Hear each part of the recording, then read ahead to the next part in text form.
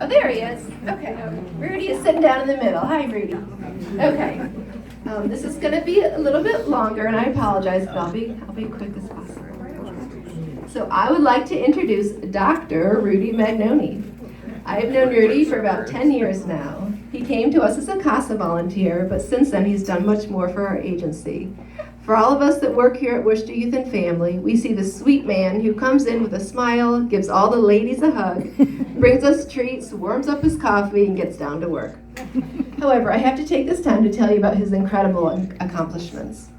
So Rudy served in the Army during the Korean War as an infantryman. Since his time in the Army, he's been an advocate for veterans. Rudy obtained his bachelor's degree in business education, his master's in education, another master's in rehabilitative counseling. He then went on to obtain his doctorate degree in education. During the late 1950s and 1960s, he taught school students and developmentally disabled children and adults. He then counseled veterans, delinquent adolescents, and then worked as a vocational rehabilitation counselor. He then moved on to become the director of a neighborhood youth corps program in Chemung County, New York. Did I say it right? He was very active in the civil rights movement at that time. He then began working on his PhD at the University of Michigan. He spent 50% of his time working with inner city children in Detroit, and the other half was in the classroom. In 1977, he became the regional administrator for mental health, mental retardation, and substance abuse for 5 counties in western Massachusetts. He held this position for 5 years and then was on the cabinet for the governor of Ohio as the deputy commissioner of the Ohio Division of Mental Retardation and Developmental Disabilities. He was responsible for 42 county area and a population of 4 million. In 1983, he was recruited by the U.S. District Court Judge John Bartell from Brooklyn to become the special master for the Federal Court of New York City. One of his major roles in this position was to assist in the Willowbrook case. The Willowbrook case began in 1972 when the residents of Willowbrook State School, a residential facility for persons who were mentally retarded, sued the governor and other officials of New York.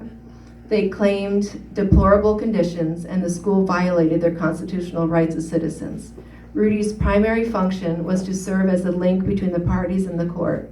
He continuously monitored court services and developed and implemented a client-based audit instrument. He was involved in resolving problems with the individuals and their families and supervised the evidence being provided to the court in judicial proceedings.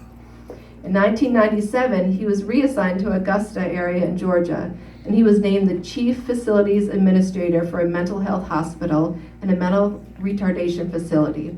For the last 2 years before he retired in 2002, he was named the State Director for Hospital Administration, in which he became responsible for 10 hospitals, specializing in serving those with substance abuse problems, mental disabilities, as well as 4 forensic units. When I was obtaining his references for Rudy to become a CASA volunteer, David Latinick, who was a state attorney assigned to represent Rudy when he was the director of the Ohio Department of Mental Retardation, said, Dr. Magnone's skills and compassion were apparent, and he was extraordinarily well regarded by state officials, parents, advocates, and professionals, and legal counsel on both sides of litigation. Later, he said, to explain in the clearest language I can, Dr. Magnone simply is a kind, generous, and sincere man. He has lived his life according to his philosophy of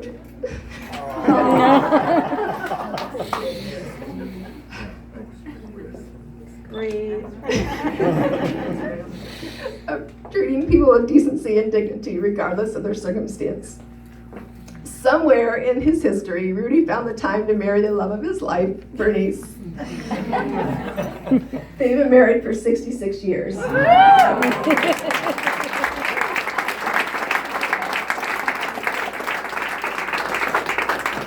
have 2 children. One of them is here, Leah, and there's 1 granddaughter here tonight. He has another child, and there's 4 grandchildren total. Rudy was sworn as a CASA volunteer in 2009. He was first assigned to a sibling group of 3. They were open due to neglect. He advocated them for 2 years until their case closed. He was then assigned to a young man who he actually started tutoring and then became his CASA volunteer.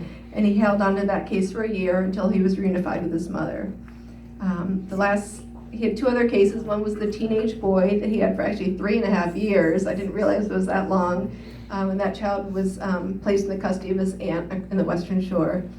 And then lastly, he was assigned to a girl, a teenage girl who with severe, extraordinarily medical needs, and she was nonverbal and severely delayed, and he worked with her for 2 years. So Rudy kept coming in, I want to do more, I have more energy, what else can I do? So Rudy started working with our senior care program, which we had here. He helped us marketing the program. He went out and spoke to civic groups, he hung up posters, and he worked with our case manager. When that grant ended, he came in again, what else can I do? And now he comes in and does our surveys for Family Connections, which is not an easy job. We have to call people that have worked, that we've served after 30 days, and he gets a lot of hang-ups, a lot of, I don't want to talk to you, but he does a good job and he keeps trying.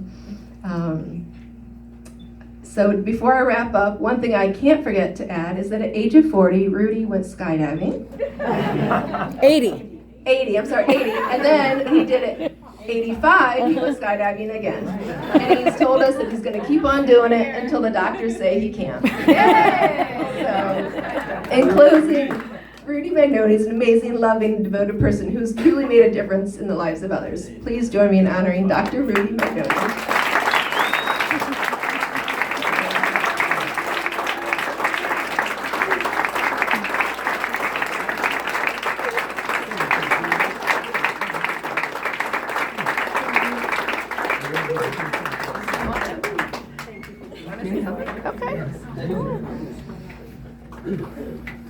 I wasn't nervous when I came in here, but I am now. Are you sure you were talking about me? Well, that's what happens when you're 85 years old. You know, all that stuff is behind you. But my experience here has been wonderful. I retired when I was 70. And I should have waited until I was 80 because I was going crazy trying to find things to do. My wife was going crazy, trying to keep me from going crazy. And I remember so clearly that meeting I had with Bridget and Brooke. I think Brooke is still here, isn't she? Yeah, they were kind enough after doing some checking on me, I guess, to allow me to become a volunteer. And like everybody's been saying, this is a wonderful group. And I've worked with all kinds of people everywhere, all ages. This group is just a great group to be with. Good leadership. The staff is great. And I'm here with them all the time now, so I'm nosy. Steve and Bridget and sorry. Why do I forget your name? Anyway, it's okay. He forgets mine too. They've been wonderful folks, and they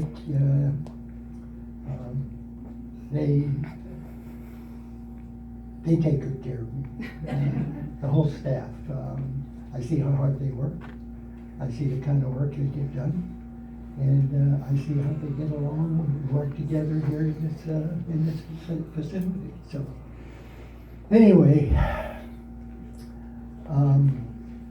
I guess I don't have much else to say. In case you're wondering why I'm leaning, believe it or not, I fell down a flight of steps. And I'm still here. I think they can remember. So they can't get rid of me that easy. I'll be around as long as I can, and I appreciate you guys so much.